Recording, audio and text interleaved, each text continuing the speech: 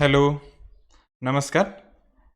द्वितीय वर्ष कला अर्थशास्त्र विशेष विषय घेतलेल्या सर्व विद्यार्थ्यांचे मी विषय शिक्षक प्राध्यापक संभाजी पगार आपणा सर्वांचे सहर्ष स्वागत करतो. सूक्ष्म अर्थशास्त्राच्या प्रथम व्याख्यानात आपण सुरुवातीला विशेष अर्थशास्त्र या विषयांची रचना कशा स्वरूपाची आहे हे बघूया. आपणा सर्वांना माहीत आहे की 2019 पासनं सावित्रीबाई फुले पुणे विद्यापीठाने चॉईस बेस्ड क्रेडिट सिस्टम अंमलात आणलेली आहे आणि आपण FY BA या चॉईस बेस्ड क्रेडिट सिस्टमचा अनुभव घेतलेला आहे. यावर्षीही आपणास चॉईस बेस्ड क्रेडिट सिस्टम प्रमाणेच विषय असणार आहे. सेमिस्टर सिस्टम असते. आत्ता आपण तृतीय सत्रात ॲडमिशन घेतलेलं आहे. या तृतीय सत्रात अर्थशास्त्राचे एकूण 4 पेपर असणार आहेत. हे पेपर कोणकोणते आहेत, त्यांची मार्कांची रचना कशी आहे, त्यांना क्रेडिट किती आहेत, या बाबींचा आत्ता आपण ह्या लेक्चरला आढावा घेणार आहेत. आपला पहिला पेपर आहे की जो मी शिकवणार आहे तो म्हणजे इकॉनॉमिक्स स्पेशल पेपर 1, ज्याला तुम्ही S1 असंही म्हणतात आहे. आता या पेपरचं टायटल आहे मायक्रो इकॉनॉमिक्स फर्स्ट. हा पहिल्या सेमिस्टरला आहे. दुसऱ्या सेमिस्टरला हाच पेपर मायक्रो इकॉनॉमिक्स सेकंड असा होतो. या तृतीय सत्रासाठी इकॉनॉमिक्स स्पेशल पेपर 1 हा तुम्हाला 100 मार्कांसाठी अभ्यासायचा आहे आणि विद्यापीठाने यासाठी 55 लेक्चर जे आहे ते निर्धारित केलेले आहे. हा पूर्ण कोर्स तुम्हाला 3 क्रेडिटसाठी असणार आहे. त्याच्यानंतर अर्थशास्त्र स्पेशलचा दुसरा पेपर तो म्हणजे इकॉनॉमिक्स स्पेशल पेपर सेकंड. या पेपरचं टायटल मॅक्रो इकॉनॉमिक्स असं आहे, अर्थात समग्र अर्थशास्त्र. हा पेपर तुम्हाला सूक्ष्म अर्थशास्त्राप्रमाणेच 100 मार्कांसाठी असणार आहे. विद्यापीठाने ह्या पेपरसाठी 55 लेक्चर निर्धारित केलेले आहेत आणि हा पेपर तुम्हाला 3 क्रेडिट मिळवून देणार आहेत. याच्यानंतरचा तिसरा पेपर जो आहे तो म्हणजे इकॉनॉमिक्स जनरल पेपर 2, ज्याला तुम्ही G2 असंही म्हणतात आहे. हा जो पेपर आहे या पेपरचं टायटल फायनान्शियल सिस्टम 1 असं आहे. हा पेपर वरील 2 पेपर प्रमाणेच 100 मार्कांसाठी असणार आहे. याचे पूर्ण सत्रामध्ये 55 लेक्चर होतील आणि वरील पेपर प्रमाणेच हा कोर्स तुम्हाला 3 क्रेडिट मिळवून देणार आहे. शेवटचा जो कोर्स आहे हा आहे स्किल इन्हान्समेंट कोर्स. तुम्ही ज्यावेळी अर्थशास्त्राचं शिक्षण घेताय या शिक्षणाबरोबरच तुमच्या कौशल्यात वाढ व्हावी हे लक्षात घेऊन विद्यापीठाने स्किल इन्हान्समेंट कोर्स जो आहे तो लागू केलेला आहे. अर्थशास्त्र विभागाकडनं राबवला जाणारा हा जो स्किल इन्हान्समेंट कोर्स आहे त्याचं टायटल आहे basic concept of research methodology, म्हणजेच संशोधन पद्धतीच्या मूलभूत संकल्पना. हा पेपर आपण अभ्यासणार आहेत. हा पेपर तुम्हाला 50 मार्कांसाठी असणार आहे आणि विद्यापीठाने या कोर्ससाठी 2 क्रेडिट दिलेले आहेत. अशा प्रकारे इकॉनॉमिक्स स्पेशल पेपर जो आहे त्याच्यासाठी विद्यापीठाने एकूण 4 पेपर दिलेले आहेत. हे 4 पेपर आपणास अभ्यासायचे आहे. याच्या व्यतिरिक्त विद्यापीठाने पर्यावरण जाणीव अर्थात एन्व्हायरमेंट अवेअरनेस हा पेपर तुम्हाला कंपल्सरी केलेला आहे. अर्थशास्त्राच्या व्यतिरिक्त तुमचे 2 सब्जेक्ट हे जनरल असणार आहेत आणि कंपल्सरी इंग्लिश हा त्यात एक सब्जेक्ट असणार आहे. असे अर्थशास्त्र स्पेशल आणि तुमचे जे ॲडिशनल आणि कंपल्सरी सब्जेक्ट आहे त्या पूर्ण कंपल्सरी आणि ॲडिशनल आणि अर्थशास्त्रांचा मिळून तुमचा SY BA कोर्स बनणार आहे. आपण आत्ता मायक्रो इकॉनॉमिक्स हा जो काही विषय आहे त्या विषयाचा उगम किंवा त्या पूर्ण विषयाचे जे थेरॉटिकल आस्पेक्ट आहे ते आपण समजावून घेऊया. आता इथे तुम्हाला बेसिक इकॉनॉमिक प्रॉब्लेम्स हा एक परवलीचा शब्द दिसतोय. आता विद्यार्थ्यांना ज्यावेळी बेसिक इकॉनॉमिक प्रॉब्लेम्स म्हणजे काय हा प्रश्न विचारला जातो त्यावेळी विद्यार्थी दारिद्र्य असेल, बेकारी असेल, उपासमार किंवा बेरोजगारी यासारख्या समस्या सांगताय. परंतु अर्थशास्त्रात बेसिक इकॉनॉमिक प्रॉब्लेम्स ही जी संकल्पना आहे ही संकल्पना थोड्याशा वेगळ्या अर्थाने अभ्यासली जाते. मग हे जे बेसिक इकॉनॉमिक प्रॉब्लेम्स आहे ते बेसिक इकॉनॉमिक प्रॉब्लेम्स का तयार होतात या मागच्या मुळाशी अर्थशास्त्र जात आहे. आपण इयत्ता 12वी मध्ये अर्थशास्त्राचा अभ्यास केला आणि यामध्ये आपण अर्थशास्त्राच्या व्याख्या अभ्यासल्या. अमर्यादित मानवी गरजा आणि मर्यादित उत्पादन संसाधनं यांचा मेळ घालणारं शास्त्र म्हणजे अर्थशास्त्र होय. आता आपण ज्यावेळी अर्थशास्त्राचा विचार करतोय त्यावेळी मानवी गरजा ह्या अमर्यादित आहेत आणि ह्या गरजा पूर्ण करण्यासाठीची जी संसाधनं आहेत ही संसाधनं मर्यादित आहेत परंतु पर्यायी उपयोगाची आहेत. आणि मग त्यातनं जो आहे त्यातनंच जे काही मूलभूत आर्थिक प्रश्न किंवा मूलभूत आर्थिक समस्या ज्या आहेत त्या निर्माण होतात. आणि ह्या मूलभूत आर्थिक प्रश्नांची सोडवणूक हे सूक्ष्म अर्थशास्त्र निश्चितपणे करत राहतं. आणि microeconomics is the allocation of scarce resources, म्हणजे सूक्ष्म अर्थशास्त्र हे जे दुर्मिळ संसाधनं आहेत त्या दुर्मिळ संसाधनांची वाटणी करण्यासाठी प्रयत्न करत आहे, हेच यातून स्पष्ट होत आहे. आपल्या सर्वांना माहिती आहे की ज्यावेळी एखाद्या वस्तूची किंमत निश्चित होते त्यावेळी ही किंमत निश्चित होत असताना अनेक घटकांचा त्याच्यावर परिणाम होत असतो. मग ही किंमत निश्चिती कशा प्रकारे होते याचं उत्तर आपल्याला सूक्ष्म अर्थशास्त्रातनं मिळणार आहे. त्याच्यानंतर आत्ताच आपण बघितलंय की आपले जे रिसोर्सेस आहे हे रिसोर्सेस मर्यादित आहे आणि मग ह्या मर्यादित संसाधनांच्या सहाय्याने आपल्याला आपल्या गरजा पूर्ण करायच्या असतात. आणि मग ह्या गरजा पूर्ण करत असताना आपल्याकडे संसाधन हे मर्यादित आहे, गरजा ह्या अमर्यादित आहे आणि यांचा मेळ घालत असताना आपल्याला एक प्रायोरिटी म्हणजे प्राधान्यक्रम ठरवावा लागतो. आणि हा प्राधान्यक्रम ठरवण्याचं काम हे अर्थशास्त्र करत असतं. पुढचा जो महत्वाचा मुद्दा आहे तो म्हणजे डिसिजन मेकर्स. अर्थशास्त्रामध्ये इव्हन सूक्ष्म अर्थशास्त्रामध्ये डिसिजन मेकिंगला खूप महत्व आहे. म्हणजे ज्यावेळी कोणताही उत्पादक एखादा निर्णय घेत असतो तर त्या निर्णयामागे असणारे ज्या काही आर्थिक बाबी आहेत, आर्थिक घटक आहे, यांची कारणीमीमांसा ही सूक्ष्म अर्थशास्त्र करत असतं. उदाहरणार्थ आपला मागणीचा नियम काय सांगतो की एखाद्या वस्तूच्या किमतीत जर समजा वाढ झाली तर त्याला असणारी मागणी घटते. मग हे मागणी घटण्यामागचं कारण काय, तर हे मागणी घटण्यामागचं कारण त्या व्यक्तीचं समाधान आहे.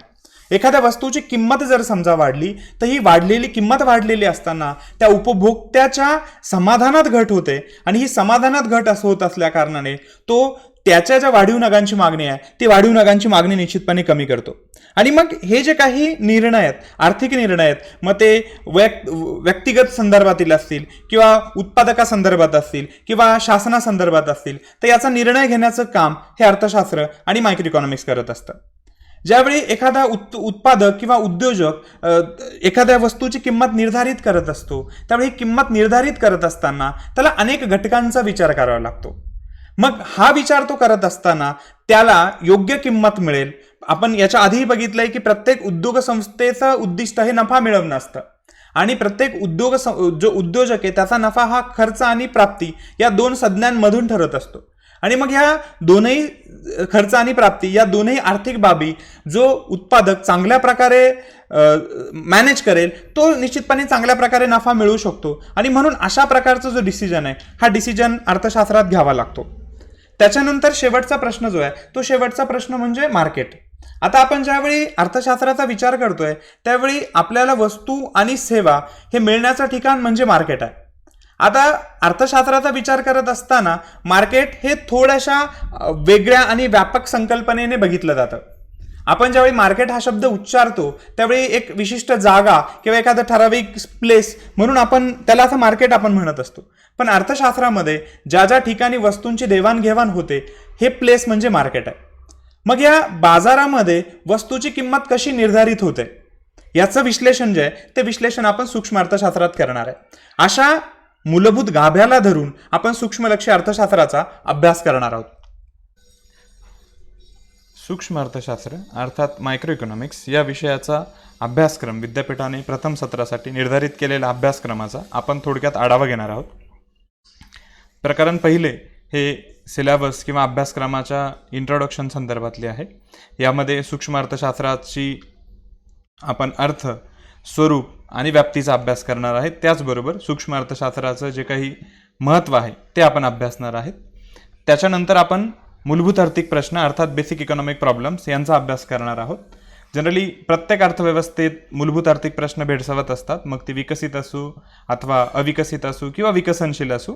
आणि उत्पादन संसाधनांच्या दुर्मिळतेमुळे हे प्रश्न निर्माण होत असतात. उदाहरणार्थ कोणत्या वस्तूचं उत्पादन करावं, किती प्रमाणात करावं, कसं करावं, हे मूलभूत आर्थिक प्रश्न आहेत. आणि हे मूलभूत आर्थिक प्रश्न कोणकोणते आहेत यांचा अभ्यास आपण करणार आहे.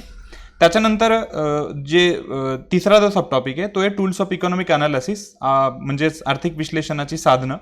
आपणा सर्वांना माहिती आहे की कोणतंही साधन आपलं काम सोपं करत असतं आणि ज्यावेळी वेगवेगळे आर्थिक घटक असतात, कधी ते सांख्यिकी असतात, कधी कधी गुणात्मक असतात, तर या सांख्यिकी घटकांचं विश्लेषण आपल्याला करणं गरजेचं असतं की यामुळे आपल्याला अधिक समर्पकपणे माहिती त्या ठिकाणी मिळत असते.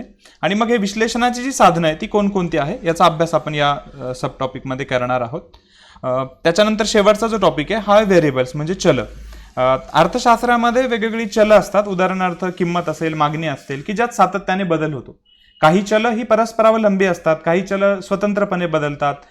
तर अशी अर्थशास्त्रातील जी चलं आहेत त्या चलांचा आपण या सब टॉपिकमध्ये अभ्यास करणार आहे. त्याच्यानंतर प्रकरण दुसरं जे आहे हे थेअरी ऑफ कन्झ्युमर बिहेवियर, याच्यामध्ये आपण उपभोक्त्याचं वर्तन जे आहे त्यांचा आपण अभ्यास करणार आहे. त्यातला पहिला सब टॉपिक आहे ते युटिलिटी, मिनिंग अँड टाइप्स, ज्यामध्ये आपण उपयोगिता ही जी संकल्पना आहे तिचा अर्थ आणि प्रकार यांचा अभ्यास करणार आहोत. उपयोगितेचे प्रकार आपल्याला माहिती आहे की कॉर्डिनल आणि एक ऑर्डिनल, पसंती क्रम आणि गुणानुक्रम किंवा क्रमानुसार असणारी जी उपयोगिता आहे तिचा आपण अभ्यास करणार आहोत. मग याच्यात law of diminishing marginal utility, ज्याला आपण घटत्या सीमांत उपयोगितेचा नियम असं म्हणतो, याचा आपण अभ्यास करणार आहे. त्याच्यानंतर जो काही इंडिफरन्स कर्व जो आहे त्याचा आपण अभ्यास करणार आहे. आणि त्या जो इंडिफरन्स कर्व आहे, तटस्थता वक्र जे आहे, तटस्थता वक्राचे वैशिष्ट्यांचा आपण अभ्यास करणार आहे. आणि त्या तटस्थता वक्राच्या आधारे ग्राहकाचं संतुलन कशा पद्धतीने होतं हाही आपण दुसऱ्या प्रकरणामध्ये अभ्यासणार आहे. त्याच्यानंतर तिसरं जे प्रकरण आहे हे थेअरी ऑफ डिमांड म्हणजे मागणीचा जो सिद्धांत आहे त्याचा आपण अभ्यास करणार आहे. मागणी ही संकल्पना आपण मागील काही इयत्तांमध्ये अभ्यासलेली आहे. तर या मागणीचा अर्थ, त्याचबरोबर मागणीवर परिणाम करणारे घटक, जसं किंमत हा मागणीवर परिणाम करणारा प्रमुख घटक आहे, त्याचबरोबर व्यक्तीचं उत्पन्न असेल किंवा इतर वस्तूंच्या किमती असेल किंवा सरकारचं धोरण असेल, हे आणि असे अनेक घटक जे आहे ते मागणीवर परिणाम करत असतात. मग हे मागणीवर परिणाम करणारे घटक कोणकोणते यांचा आपण अभ्यास करणार आहोत. त्यानंतर पुढे आपण लॉ ऑफ डिमांड म्हणजे मागणीचा नियमाचा अभ्यास करणार आहे.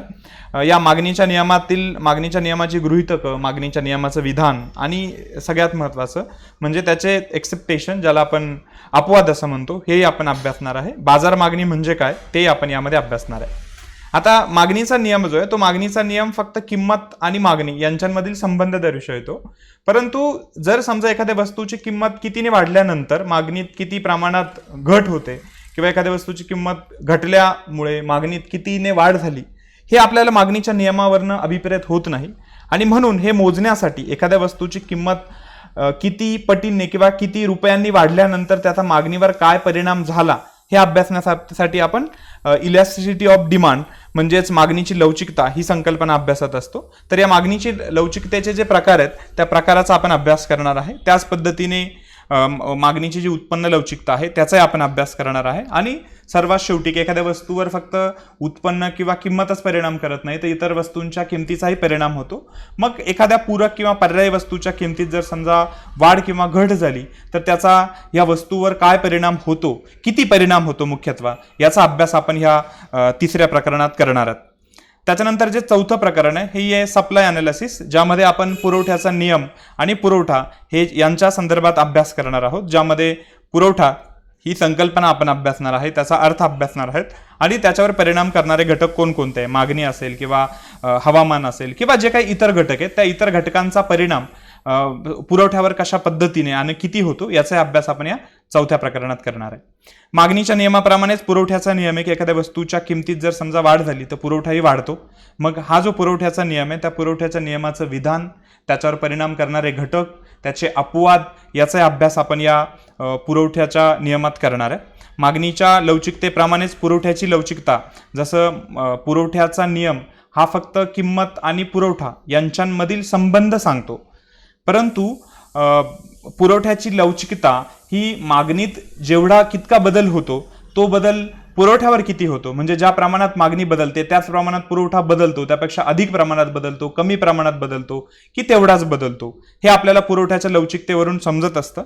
आणि म्हणून आपण पुरवठ्याच्या लवचिकतेचा अर्थ आणि त्याचे प्रकार या चौथ्या प्रकरणात अभ्यासणार आहोत. त्याच्यानंतर पुढे प्रोडक्शन फंक्शन, आपण पहिल्या प्रकरणामध्ये फंक्शन ही संकल्पना अभ्यासणार आहे, टूल्स ऑफ इकॉनॉमिक अनालिसिस, आर्थिक विश्लेषणाच्या साधनांमध्ये. आता प्रोडक्शन फंक्शन म्हणजेच उत्पादनाचे घटक आणि उत्पादन यांच्यामधील असणारा फलनात्मक संबंध, याला आपण उत्पादन फलन असं म्हणतो. मग या उत्पादन फलनाचे जे सिद्धांत आहे ते आपण अभ्यासणार आहे. उदाहरणार्थ जर समजा भूमी, श्रम, भांडवल, संयोजन यापैकी एखाद्या घटकात जर समजा बदल केला गेला, वाढ केली गेली किंवा घट केली गेली, तर त्याचा उत्पादनावर काय परिणाम होतो हे आपण या सिद्धांतांमध्ये बघणार आहे. किंवा आपण एकाच वेळी भूमी, श्रम, भांडवल, संयोजन या सर्व उत्पादन घटकात वाढ केली किंवा घट केली तर त्याचा एकूण उत्पादनावर काय परिणाम होतो याचा अभ्यास आपण या चौथ्या प्रकरणात करणार आहे. त्याच्यानंतर ज्या काही खर्चासंदर्भातील संकल्पना आहेत, मग एकूण खर्च असेल किंवा सरासरी खर्च असेल किंवा सीमांत खर्च असेल, याचा अभ्यास आपण चौथ्या प्रकरणात करणार आहे. अशा पद्धतीने ही जी प्रकरण रचना आहे ती आपल्याला सूक्ष्म अर्थशास्त्रासाठी आहे, ती आपण आपल्या या सिलेबसमध्ये पहिल्या सत्रामध्ये अभ्यासणार आहोत. यानंतर परीक्षा पद्धती, ह्या पेपर संदर्भात परीक्षा पद्धती कशा स्वरूपाची असेल याचा आपण अभ्यास करूया. आपणा सर्वांना माहिती, आपण चॉईस बेस्ड क्रेडिट सिस्टममध्ये ऍडमिशन घेतलेलं आहे आणि यामध्ये कंटिन्युअस इव्हॅल्युएशन जे आहे ती कंटिन्युअस इव्हॅल्युएशन होत असते. आता यासाठी प्रत्येक सेमिस्टर आपण या आधीच बघितलं की 100 मार्कांसाठी आहे आणि या 100 मार्कांमध्ये 30 मार्क हे कंटिन्युअस इव्हॅल्युएशनसाठी आहे.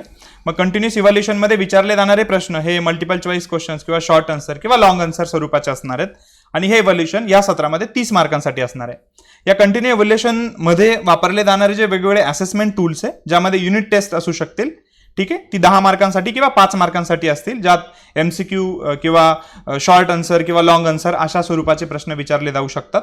त्याच्यानंतर जी काही असाइनमेंट, यामधलंच एक असेसमेंट टूल म्हणजे असाइनमेंट. तुम्हाला एखाद्या विषयावर किंवा सिलेबसमधील एखाद्या विषयावर किंवा विषयाशी संबंधित एखाद्या विषयावर, प्रश्नावर तुम्हाला उत्तरं लिहून आणायची असतात, ज्यामध्ये 5 किंवा 10 मार्कांसाठी असे असाइनमेंटसाठी एक प्रश्न किंवा एकापेक्षा अधिक प्रश्न दिले जातात, जे प्रश्न तुम्ही चांगल्या पद्धतीने लिहून आणायचे असतात.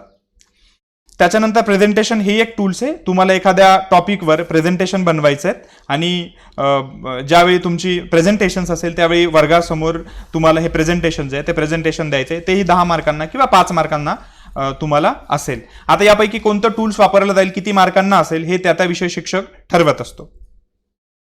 त्याच्यानंतर 70 मार्कांची परीक्षा जी आहे ही विद्यापीठाकडून सत्र संपल्यानंतर घेतली जाते, ज्यामध्ये मल्टिपल चॉईस क्वेश्चन, बहुपर्यायी प्रश्न, शॉर्ट आन्सर किंवा लॉंग आन्सर अशा स्वरूपाचे प्रश्न जे आहेत ते प्रश्न विचारले जातात.